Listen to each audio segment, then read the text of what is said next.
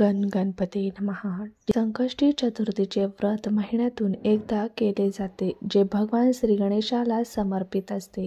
मार्गशीर्ष महिन्यात येणारी संकष्टी चतुर्थी या वर्षातील शेवटची संकष्टी चतुर्थी आहे। संकष्टी चतुर्थीच्या दिवशी बाप्पाची पूर्ण विधीपूर्वक पूजा केली जाते।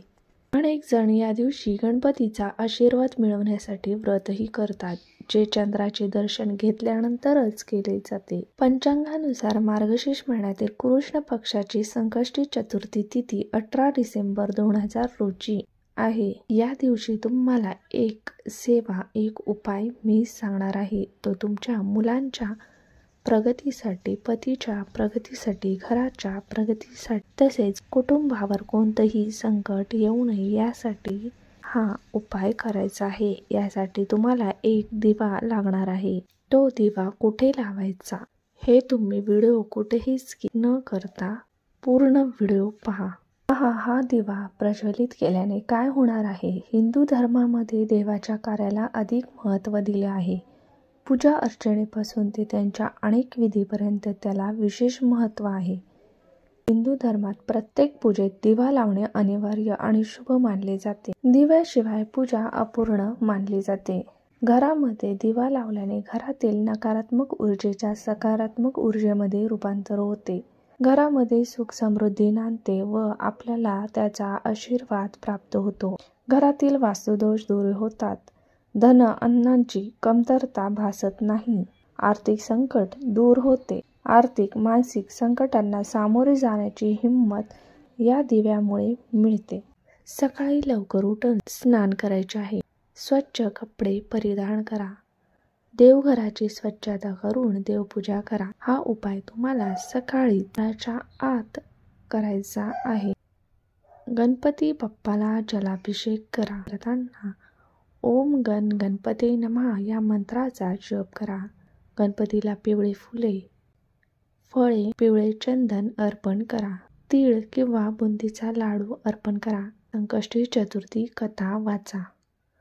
आता तुम्हाला करण्यासाठी कणिक मळायची आहे, पण त्या कणिकमध्ये मीठ घालायचे नाही, तर चिमूटभर हळद टाकायची आहे व ते पीठ मळून त्याचा चौमुखी दिवा तयार करायचा आहे। जर तुम्हाला हे शक्य नसेल तर तुम्ही आपली मातीची पणती सुद्धा घेऊ शकता। यानंतर तुम्हाला 2 वातींची 1 वात अशा 4 वाती बनवून घ्यायच्या आहेत व त्या दिव्यामध्ये त्या वाती ठेवायच्या आहेत।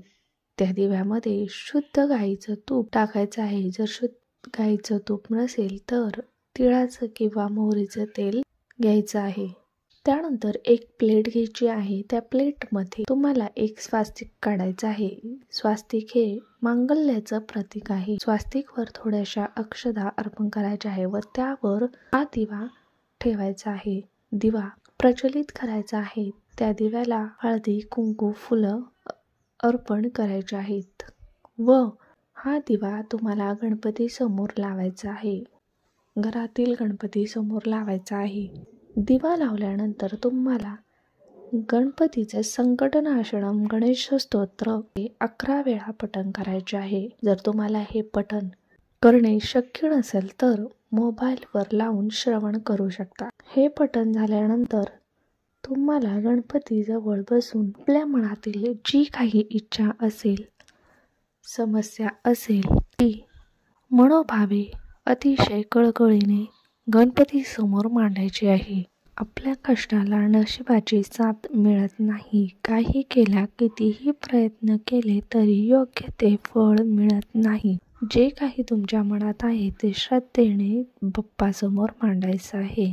बाप्पा नक्कीच तुमच्यावर येणारे सर्व विघ्न दूर करतील। आता हा दिवा जास्तीत जास्त प्रज्वलित राहील याची काळजी घ्यायची आहे।